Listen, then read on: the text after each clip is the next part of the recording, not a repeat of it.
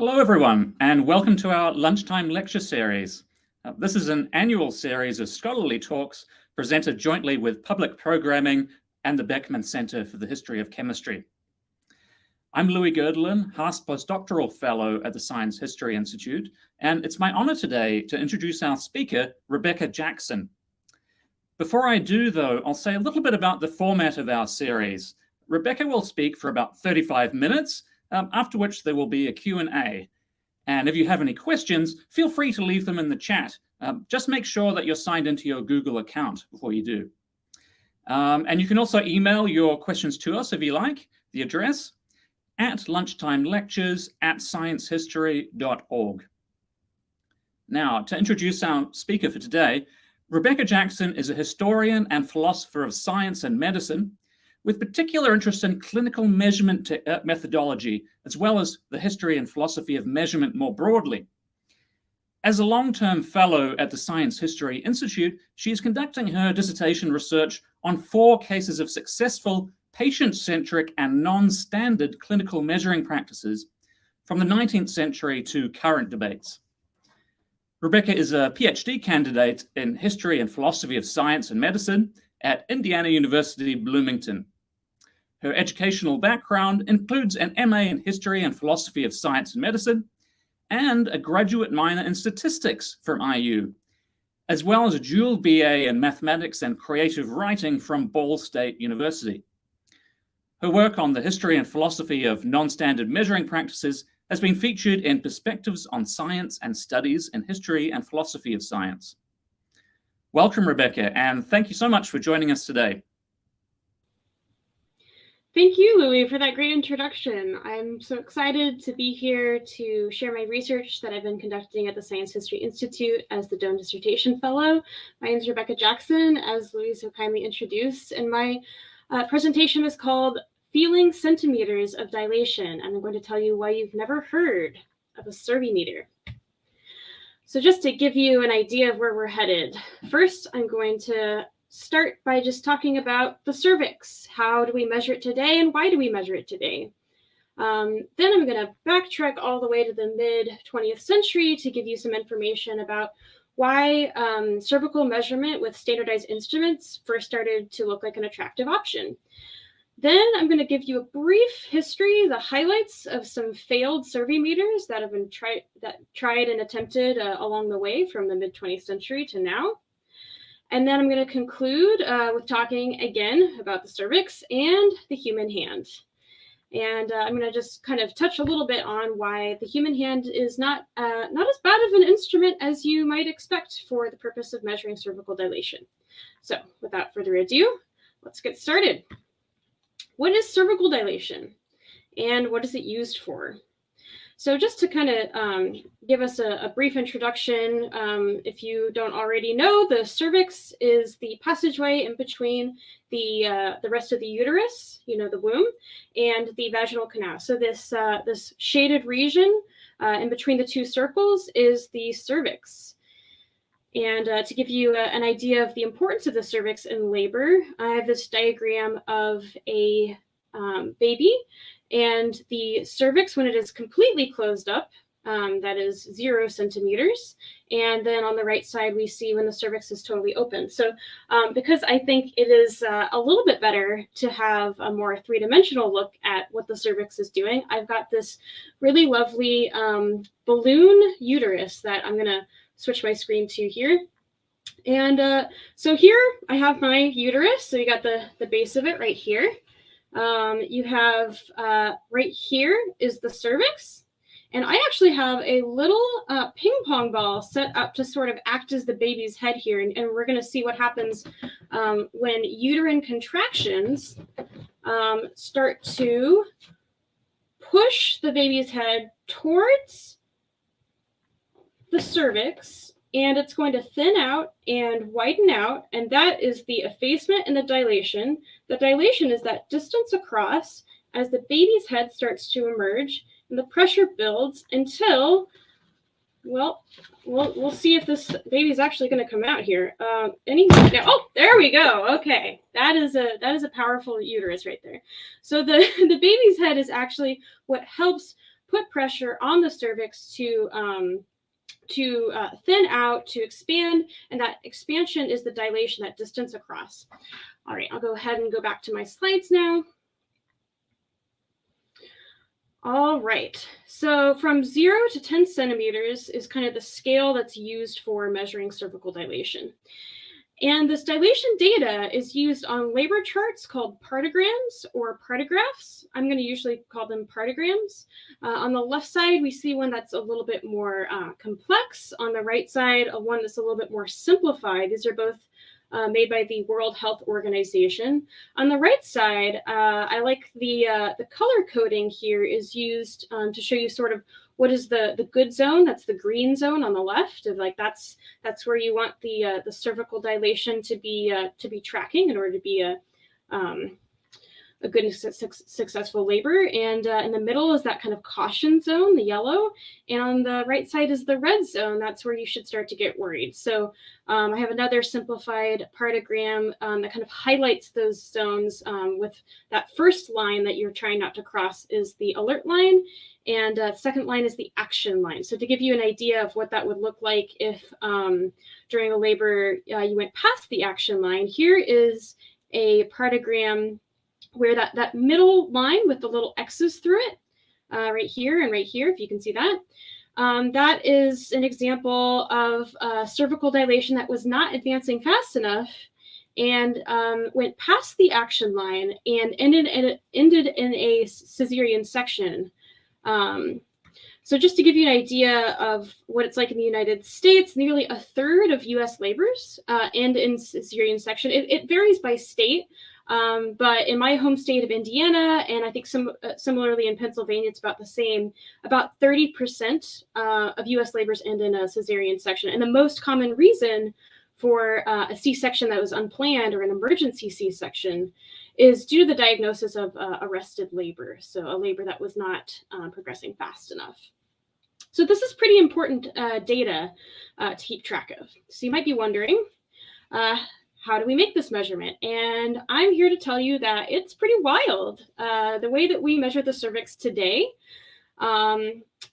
also called digital cervimetry, because it is using, you guessed it, your digits, your fingers.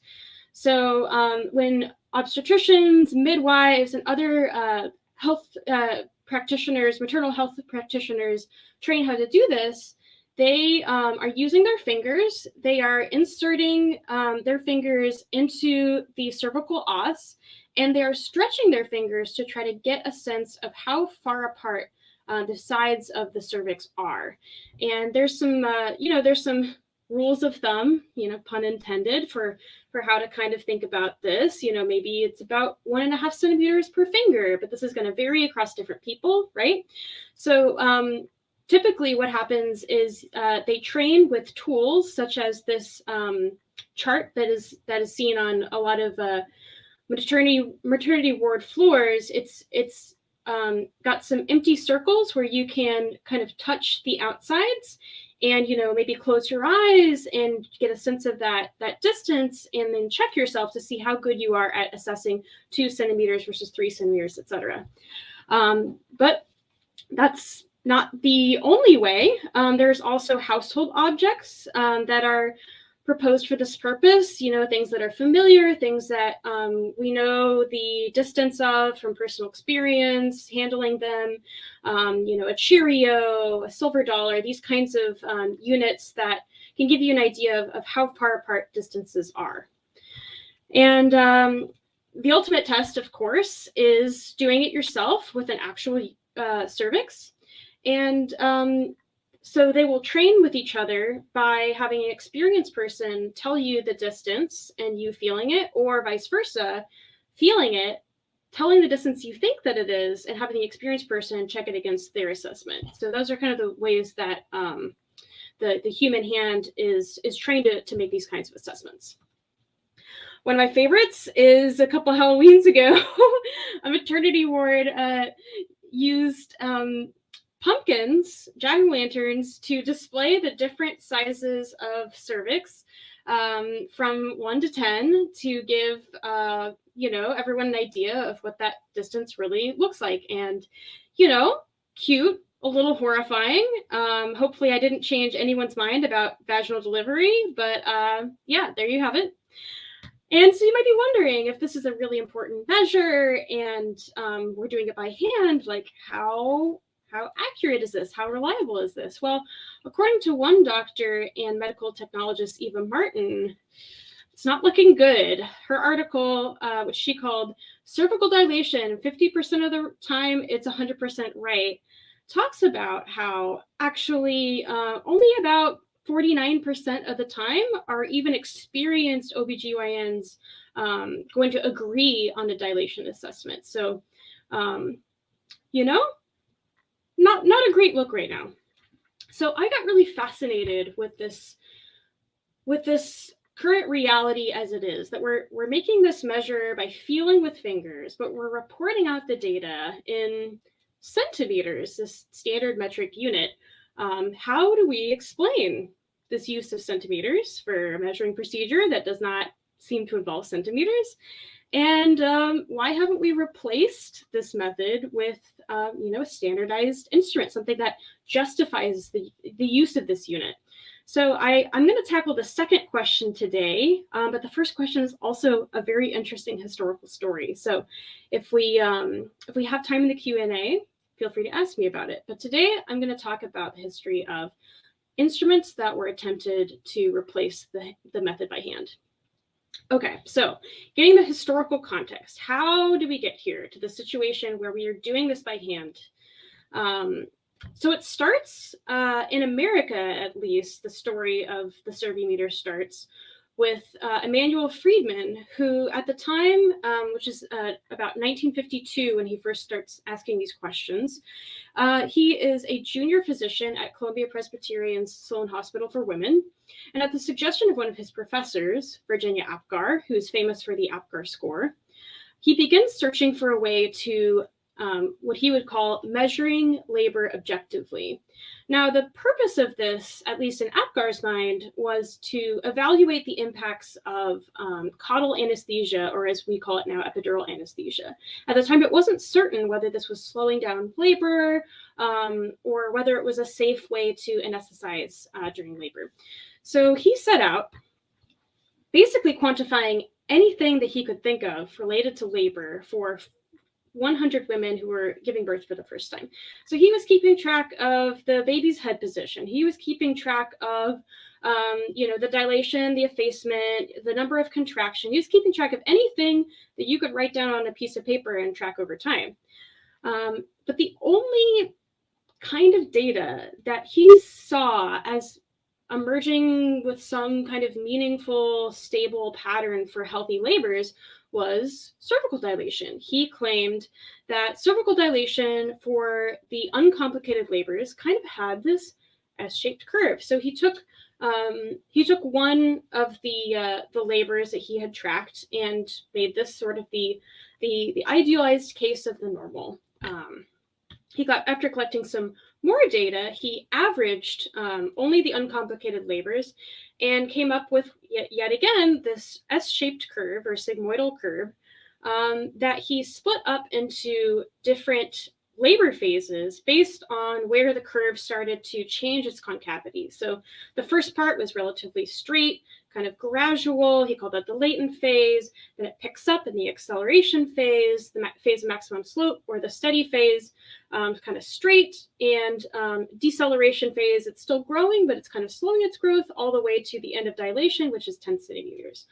So he split this up for mathematical convenience so that he could analyze these parts. It's actually really hard to do math on a thing that's shaped like this. So he split it up so that he could analyze these phases separately. These phases actually end up, at least the broad latent and active phase that he defines, end up still appearing in the Partograph as we use it today. So this latent and active status of labor is still apparent today. He's both credited and blamed for these kind of pre-printed standards that appear on Partographs, which, as I'll mention later, some would argue leads to the overuse of hormonal and surgical interventions when a labor isn't, quote unquote, going fast enough. So how did he collect this data? This is something that I really found interesting as a historian. I got to look through his lab notebooks and see that when he was collecting this data, tracking cervical dilation, he wasn't actually using centimeters for the data collection. So F stands for fingers, actually. So he was taking this data in fingers. And then he had this convenient little chart in the back of his notebook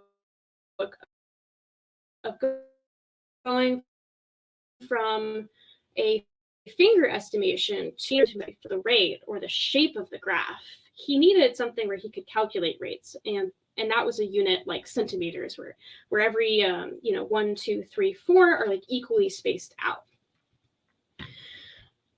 So not everyone believed him about especially that last part where dilation actually kind of slows its growth towards the end. They thought that was very counterintuitive.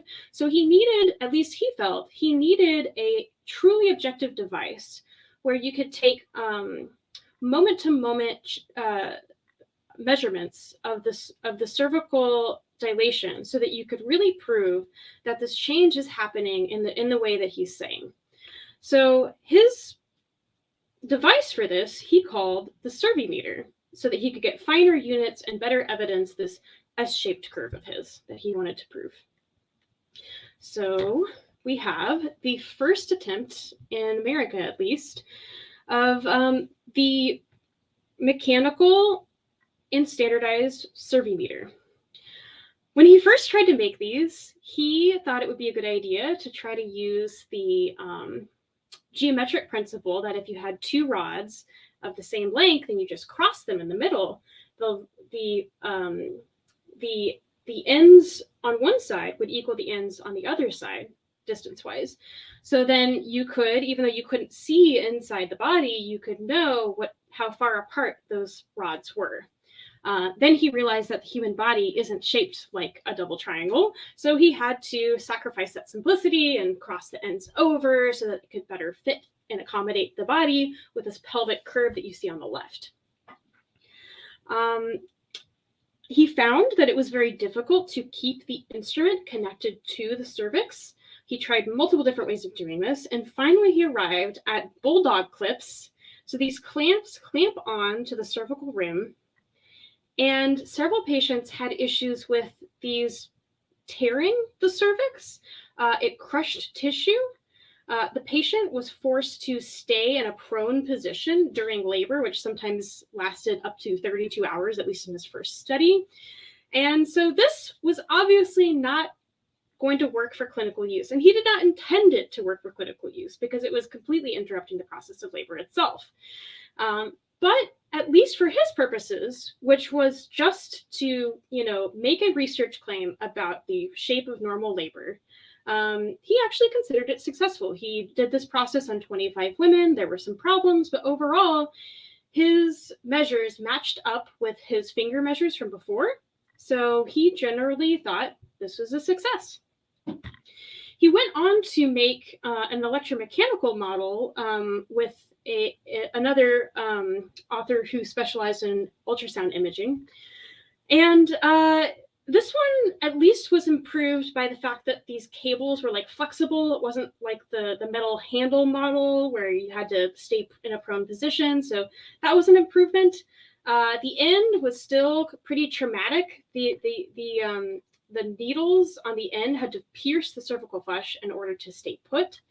And unfortunately, from a measurement perspective, these were a failure. So it was nice that this could have like an electrical signal where it was recording dilation continuously, kind of like you've probably seen in like old movies. There's like a lie detector test where it's making marks on a piece of paper. They had it hooked up to a machine that could kind of do that. But after about 7 centimeters, they realized that it was just totally unreliable. And the reason for this was the cervix was so traumatized by these puncture wounds that it started to dilate asymmetrically. And so instead of dilating symmetrically, getting bigger evenly, the bottom half started to get bigger and the top half stayed about the same, so that the measure that was actually being taken was more like 10 o'clock and 2 o'clock, like the instrument was sort of being drifted upwards. So didn't really work for research purposes and certainly was not ever intended or used for clinical purposes. Here's one that they got really creative with. So this is by completely new people, Timothy Crewell and Bruce Work in 1977. They tried to make a Cervimeter that used actually an electromagnetic principle called the Hall effect, where if you have a magnet and you have a flow of electrons, you can measure how far apart the magnet is from the flow of electrons by how much the electron flow is being sort of bent either towards or away from the magnet. Very cool, very creative, did not work at all. So they found that even outside the body, the accuracy of this really went downhill after about 6 centimeters. They never even tested it on actual patients, but points for creativity. So there's that. This one, once again, did not quite fit the bill either for research purposes or for clinical purposes. Here's another electromechanical model that happened in 1978. This one was kind of interesting because even though it had sort of the forceps model like Friedman's, the end of the Cervimeter would detach kind of to make it a little bit more accommodating to the laboring body. Seems like a good thing. Problem was that it detached from 20% of the patients that they tried it on, and it completely interfered with any other assessments they tried to make by hand. It was just still too bulky and in the way. But at least for some of the patients that they were able to measure for the entirety of their labor, they actually did find some useful data. They found that there was a relationship between intrauterine pressure, which is the contraction type of pressure, like I was demonstrating with the balloon, had a relationship with dilation where, an increase in pressure, as you could imagine, actually did lead to an increase in cervical dilation. But they also discovered that the relationship was not as monotonic as they had hoped, meaning it didn't just go in one direction. Sometimes it would expand in response to the pressure, but then it would contract again a little bit, and it would expand again, and then contract a little bit, so that the net increase was actually a little bit smaller than that initial increase. And then there were also cases where somehow the cervical response seemed to be actually a contraction, even in the face of the intrauterine pressure. So really, the cervix is doing something much more complex, at least in the small scale, than was initially believed. So, but good information to know, even though it could only be used on a very limited number of patients successfully. So that takes us to the attempt at ultrasound cervimetry. Considering all of the ways that the other cervimeters failed, you can probably imagine that ultrasound cervimetry sounded like a really good idea, right? Like you're not having to, put in a bunch of screws or needles or clips. Like you're, using a device to make a scanned image, and you're not interfering with the physiological function. You're not getting in the way. So that was definitely the upside to ultrasound imaging. One of the first ones that was tried used a water balloon actually to calibrate the scan so that you could see the structures of the cervix more clearly. This actually, sadly, did not work as well as you would think. The images just turned out to be not very helpful cross sections. Part of this is just because of how difficult it is to calibrate ultrasound to give you a clear image of the cervix, because the cervix itself is changing very rapidly and continually. And the technique of ultrasound really works better for tissues where you can calibrate it for that specific tissue and see structures that stand out by comparison. So if the tissue itself is changing, and that's the measuring task at hand, you're kind of out of luck. It's not clear how these images actually translate into continuous data. And they provided images, and they provided some estimations of what they thought the dilation must be. But they don't really have a strong argument for how they got to those numbers, or how you could even check if they're accurate. So nice idea, still not looking great. Then we get to 3D ultrasound cervimetry. This article is from 2012. Now this is looking much better, right? You can see a structure. You can see how you can actually draw a line from one part of the cervix to the opposite side. Like, now it really seems like we're in business, right? Sadly, this is the best image that they got during this study. Most of their images looked something like this. And we see that the cervix actually isn't always this perfect circle. At different points, it's more ovular. It's moving, right? Like in labor, you're moving a lot. So it's not really certain what it is that you're exactly measuring, or how to best measure it. You would think if there's an oval, well, I guess there's multiple diameters. Which diameter is the most relevant? Probably the one that is the shortest, right? Because that might be the limiting factor for getting a baby's head through. You can imagine that, I've got this little rubber band here, right? If I just showed you a picture of this rubber band and asked you to estimate from that what diameter of ball could get through this, it would be really, really hard. And even if multiple people kind of generally agreed on their guess, you wouldn't really know whether it's accurate until you could actually stretch it, which is what hands can do. That stretching part is called the effacement, and that is one of the assessments that's made by hand by nurses, obstetricians, and midwives, in addition to the dilation, both of which are important. Okay, so I know I've just handed you a bunch of different cervimetry methods, and I want to give you a chance to sort of reflect on the overall picture of what we have here. So the mechanical method was not easy to remove, wasn't really easy to install, couldn't do continuous measurement. It's definitely harmful to the patient and to labor. It affected dilation, and it was kind of on the edge how accurate or reliable it was, depending on how much you want to believe Friedman. Similarly, the electromechanical model had all of these problems, although the continuous measurement was there. It had some distinct potential there. Similarly, with the electromagnetic, the continuous measurement was a problem. Or sorry, the continuous measurement was the strength, and everything else was a problem. Was not accurate past even 6 centimeters. The ultrasound method seemed like the most promising. You're not putting in some screws or needles that are going to interrupt the process of labor. It seemed like continuous measurement, maybe it wasn't quite there in the 70s, but it seemed like a little bit more possible with 3D ultrasound technology. Seems much less harmful to the labor and to the patient, seemed to not affect dilation. But then the problem was the accuracy and the reliability.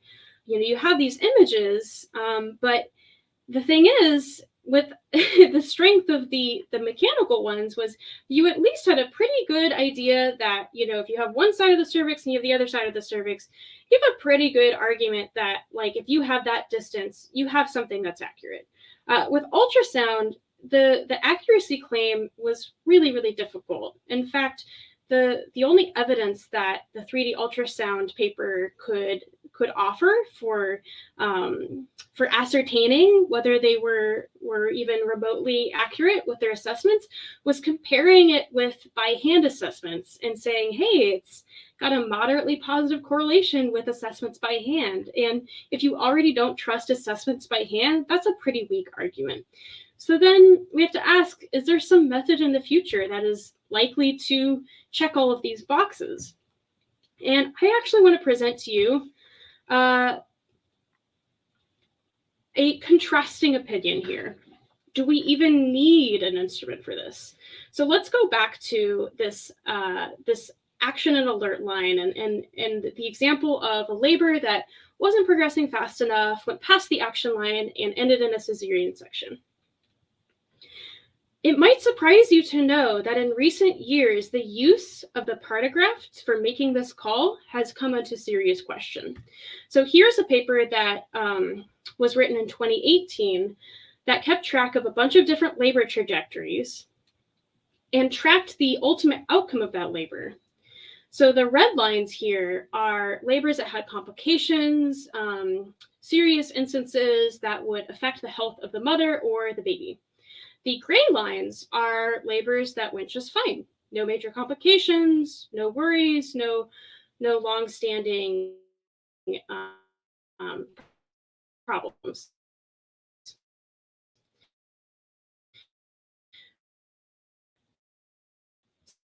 So these two lines are and you would think that the most red lines would be on that far side in the red zone, where supposedly if you get past that zone, there's some major problems. But there's actually, not as many red lines as you would think, and a lot of gray lines where everything went just fine. So there's a lot of questions right now about whether keeping such careful track of cervical dilation, especially in light of the fact that any one point of cervical dilation without the overall picture really just shouldn't be trusted too much, because there is this expansion and contraction that's constantly happening. Any one data point really shouldn't be taken too seriously to make these really serious decisions on. So with that in mind, I want to present to you the manual method as an instrument. Let's see how it checks these boxes.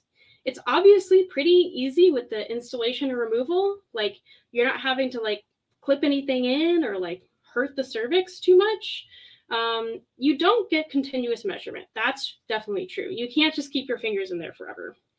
It's not harmful to the labor, to the patient. Mostly, I mean, it is kind of uncomfortable, but not nearly as uncomfortable as having the parts of your cervix clamped down. It doesn't, to our knowledge, doesn't affect dilation in any strange ways, like causing any asymmetry in dilation that we know of. And as far as the accuracy and reliability, I want to revisit this in a moment.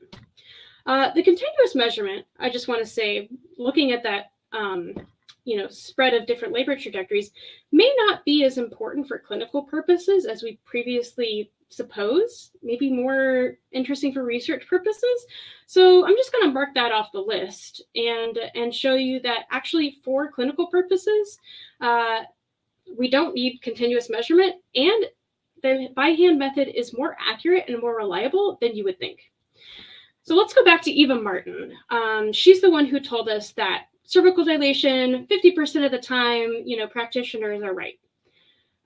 So that doesn't sound great, right? We would think that for something this important, we'd want to be more than 50% accurate. But actually, if you look at the studies that she cites in this post, you would find that the supposed 50% agreement actually is not what it initially appears whenever they allowed for a 1 centimeter window of agreement. So for example, allowing for 3 centimeters and 3.5 centimeters to be considered, close enough that it's, they agree, the disagreement decreased to only 10%. That means 90% of the time, these practitioners are coming within a centimeter of each other's measurements. That's actually surprisingly reliable, especially,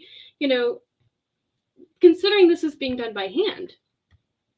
Another study which she cites as making this claim about the accuracy not being all there, once again, once estimations were in a window of 1 centimeter being counted as, similar assessments, 90% of estimations were accurate to within 1 centimeter. That is really pretty impressive. So it's surprisingly accurate, our estimations by hand. So you've got to wonder, did she really read the studies? Probably, right? She knew that this 1 centimeter window actually would make these by hand assessments look pretty good. So why would she want to make them look bad? And the answer is she was making her own instrument to try to replace this by hand process. I'm not exactly sure of how long it took her to arrive at ultimately an instrument to try to market for this purpose, but eventually she arrived at, instead of a standardized instrument to replace this, I guess the only way to describe it would be a glorified piece of string that would be attached to gloved fingers in the practitioner's hand and used to measure centimeters that are being estimated from just doing the normal manual process. So I don't know if she tried other instruments and realized that there were problems with it, but ultimately this is what she came up with. And you would think, like, how could this possibly go wrong if this is how we're used to doing it? Surely just having some kind of objective recording device attached to the fingers must be just as good or better than just doing it by hand, right? Sadly, no, this instrument turned out to be worse in its reliability than manual alone. So with manual alone, they found 95% agreement. With Dilation, which is the string attached to both fingers, there was actually only 61% agreement. So this newest attempt at a Cervimeter, which tries to embrace the fact that the manual method is probably the best way to go, actually fails just as miserably as any of the other standardized instruments. It did not improve agreement. In fact, it decreased it. Interestingly, the conclusion of this paper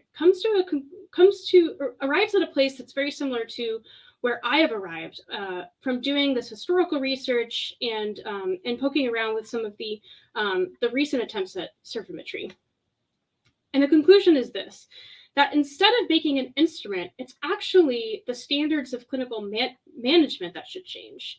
So instead of basing labor decisions on subtle differences, between 3 centimeters and 3.5, or 4 centimeters and 5 centimeters, like, we should change the fact that clinical management is based on these very subtle differences, which in the grand scheme of things are really not telling the full story. Labor is a much more complicated process than just cervical dilation, which is something that midwives have known for centuries. So with that, I will go ahead and conclude my presentation, and I would welcome any questions that you have on this topic or similar topics related to measurement, delivery, and labor management. Thank you. Thanks so much for that, Rebecca, for that fascinating presentation. And we have a bit of time for questions now. I'd like to just kick us off, if I may, and abuse my privilege as the host, by asking if there's any intersection between the proposed use of the standard measurements and the shift from at-home births, whether physician or midwife assisted, to hospital births. Is there any kind of correlation of the histories of labor in that sense? Yeah, I mean, I think there have always been at-home births. I think that depending on the decade, those numbers might increase or decrease. But there have always been at-home births, and there's always been dilation assessments. The real difference is what kind of recording do we use for those dilation assessments, and how often are they taken, and how are they treated? So I've talked to some midwives who say the only time they measure the cervix is if they know that their laboring mother is going to need to be transferred to the hospital context, and because of that, they need to have some kind of record of the cervical dilation so that she could get the care that she needs in terms of getting into a delivery room faster. These decisions are not just made for clinical purposes, but also institutional purposes, like triage, that kind of thing. So I think that there has always been a little bit of resistance among midwives and others who attend to home births to treating dilation assessments as if they are this crystal ball, the end-all be-all of labor progress. So I think there's sort of always been that there. I don't think that many mothers are aware of this history. And I don't think that they are aware that there is an actual difference between your dilation and your labor progress. This conflation that has happened over the course of the 20th century is something that people take for granted. So yeah, I'm kind of just sort of giving a scatter of observations in answer to your question, but hopefully that kind of gives you a picture. Great, thank you. Let me read out a few of the questions and comments from the chat. Brigitte asks, it's funny you use centimeters and not inches. Did that cause any further issues on accuracy in the US? I suppose if we're thinking about common household items and things, Americans might be more used to thinking of them in inch sizes, I suppose. Interestingly, this was not really just a US thing. So, for example, in Germany in the 1920s and 30s, there was discussion about the fact that centimeters is not really like it's not a very easily sensible unit for anyone naturally. You don't just like come out of the womb knowing what 3 versus 4 centimeters feels like. So there was a lot of actual resistance in the early 20th century to using centimeters as a way to actually assess dilation. In Germany and France as well, often coin sizes were used. So you would have different size marks, and you would relay how big the cervix was in terms of a 3-mark coin, that kind of thing. And then also for larger dilations, there was no coin size for the small part of the palm or the big part of the palm. And fingers were also used as units, not only in clinical context, but also in research papers. So the switch to centimeters was not really so much of a problem for the US as it was a problem for anyone who wanted a unit that was very sensible in the sense of the senses, which I've always found very, very interesting. They eventually made some translations between coins and centimeters, but it was mostly because the coins were becoming rarer and rarer as paper currency became dominant. So yeah, it was a problem for everybody actually, switching to centimeters as a unit, which was convenient in some ways and inconvenient in other ways. Interesting. We have another question here. What do you know about the 25 women that Friedman tested the Cervimeter on? How were they selected, and what were their birth outcomes? So I only have the raw data from his first study. Interestingly, the Cervimeter study, it's almost like it's been completely buried. You don't find people talking about it in historical secondary sources. I've asked around, and Friedman himself doesn't know where his Cervimeter is. It really kind of seems to me that this is not the proudest part of his contribution to science and medicine. I think it was really just sort of almost like a passing tool that he used to make an argument that was important to him, but the tool was not important to him. So a lot of that stuff has not been preserved to my knowledge.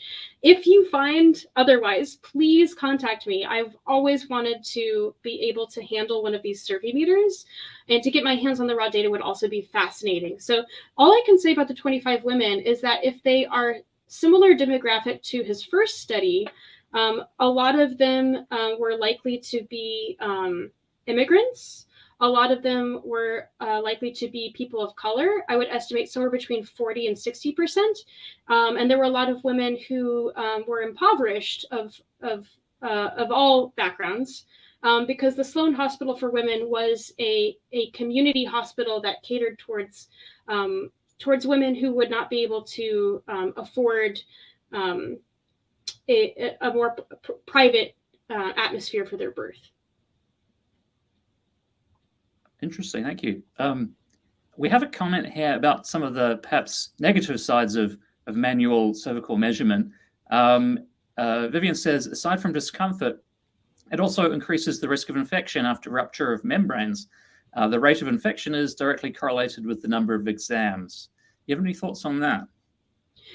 Yeah, I think I tend to, I'm a historian, so it's not for me to comment on these types of things. But from my research, I side with the midwives. I think that cervical dilation exams are mostly unnecessary. And as seldom as they are done, the better. I think that they're not totally unrelated to labor progress, clearly. Like, really big differences such as 1 centimeter versus 7 centimeters. That clearly says something. That clearly gives you information. But I think that we could actually do better by having a much vaguer scale. For example, small opening, those are perfect for this.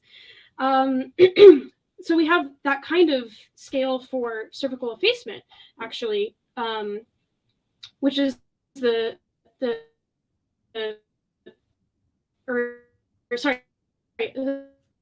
cervical consistency scale of 3.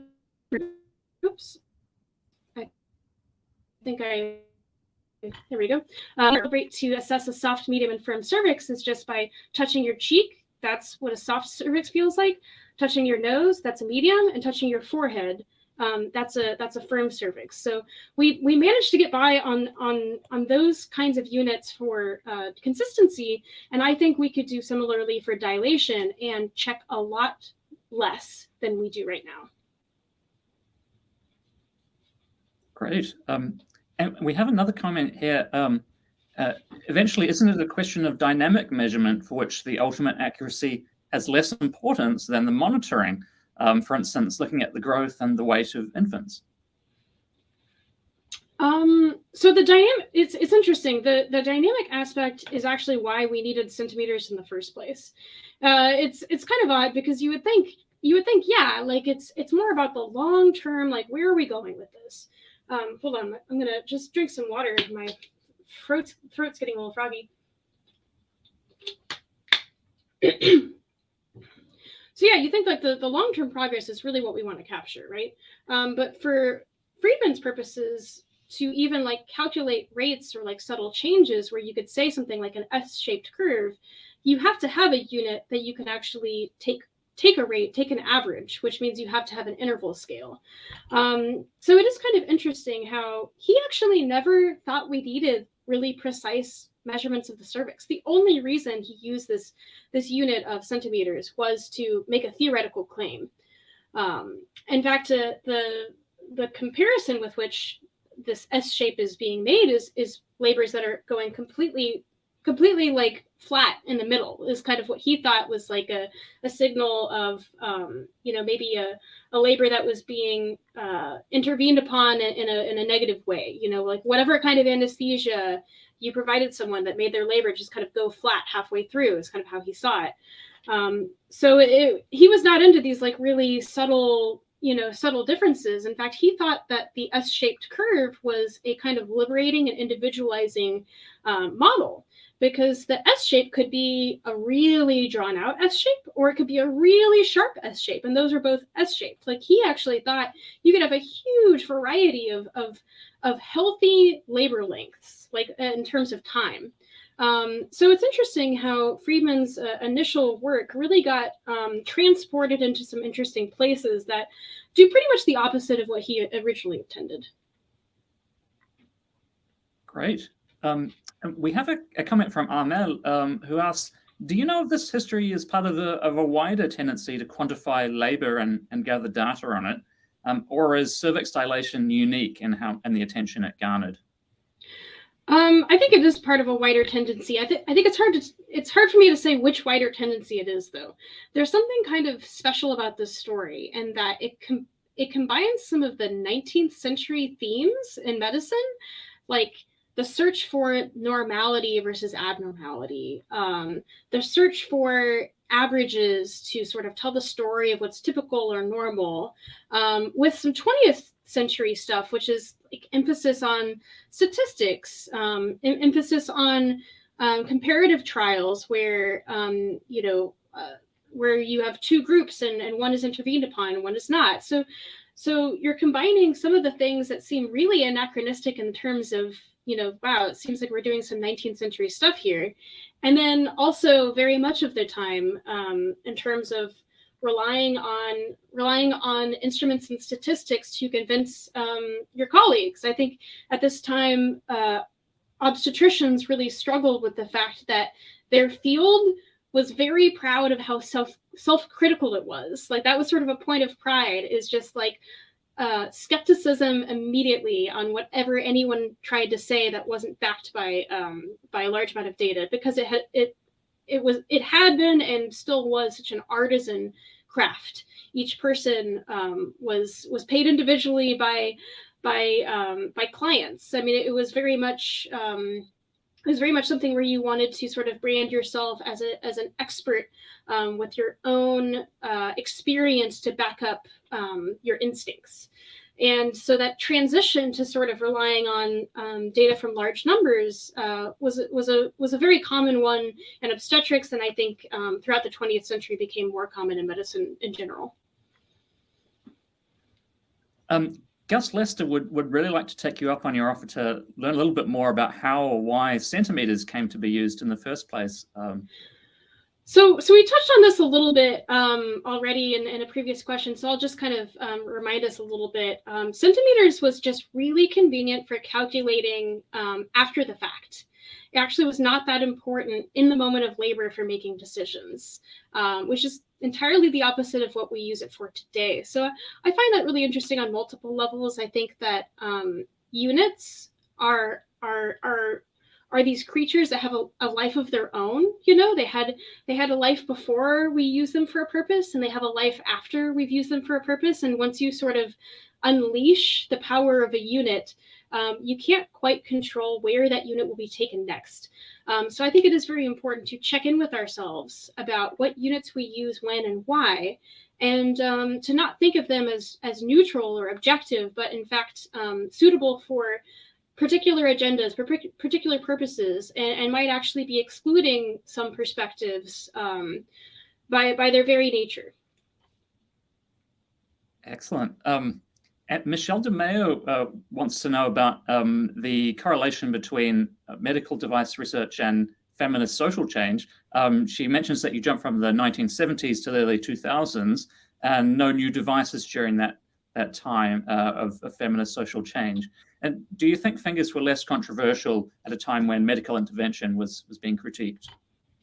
So I didn't mean to give the impression that there were no devices from the 70s to the 2000s. I mostly chose my examples based on just giving you a wide range of the types of technology that were used. There were definitely little attempts at Cervimeters along the way. The 70s was a very big phase for Cervimeters, but there were attempts all along the way. Actually, the biggest change between the 1950s to the 2000s was that the reason for making Cervimeters completely swapped. So at first they were meant for research purposes, and that's why the continuous measurement was important. Around the 70s, when patient rights and patient perspectives started becoming, more of a thing in the social mind of people, and also the legal rights that patients had, Cervimeters started to be considered an alternative to by hand measurement, because, like I said, even though the by hand measurement isn't as bad as like needles, it is unpleasant for a lot of people. Like, who know that they can opt out of it, they opt out of it entirely because it is uncomfortable. And there's a risk of infection if you're checking a lot. So actually, past the 70s, I mean, the reason why we see these, ultrasound methods is because it was considered a less invasive alternative to the by hand method, which was kind of considered inconvenient and potentially harmful for patients. I mean, it's hard to compare such different eras and say that it's harmful, but I mean, any small amount of risk or harm to the patients, I think, it's worth thinking about ways to get around that. Yeah, Bono also notes the kind of painful and perhaps unnecessary use of some of these forms of measurement. And if we take this as a case study for thinking more broadly, is there a sort of a lesson for mitigating the harm from pursuing the sense of quantitative certainty in general? Well, I don't want to give the impression that I'm against quantification. It's quite the opposite, really. I think we have to just be mindful of what kind of quantification is clinically significant, and what do we really mean by accuracy? Do we mean accuracy in an abstract representational sense where I'm imagining that the human body is a Euclidean plane, and I want to have the distance on that plane that's replicable? I don't know if that kind of accuracy is really that important or useful, other than just being able to brag that we've solved a difficult abstract problem, but only until you can take whatever numbers or words, whatever you're using to capture a state that you've observed, and connecting that to a clinically meaningful decision or outcome. That is the kind of quantification that's important. I think, it sounds probably unusual for me to say that words can be a form of quantification, but if you think about it, sometimes numbers are operating mostly as words by forming categories. I could use soft, medium, and hard for the cervical consistency, or I could use 1, 2, and 3. Like they're operating with the same conveyance of information. I guess the reason why I prefer soft, medium, and hard is because it is much harder to make the mistake of thinking that these are 3 equidistant points when you use words, but they are operating similarly. So I think quantification is more about taking complicated information and distilling it down into packets for future use, than it is about knowing objective and exact information that could be used for any purpose at any time, without any kind of reflection. Fantastic. Thank you so much for that. It looks like we're out of questions for today. So thanks to all the people who've contributed those. And I wanted to thank again, Rebecca, for such a fantastic talk. I know we all really enjoyed it. And for more from the Science History Institute, including updates from all of our programs and events, you can check out our website, www.sciencehistory.org, or follow us online at SciHistory, or on Twitter, Facebook, and Instagram. And please do join us for next month's talk, Samuel George Morton and the Afterlife of Scientific Racism in Philadelphia, with Paul Wolfe Mitchell on April 25th at 12 p.m. Thank you all for joining us today, and hope you have a great rest of the day, and we'll see you next time.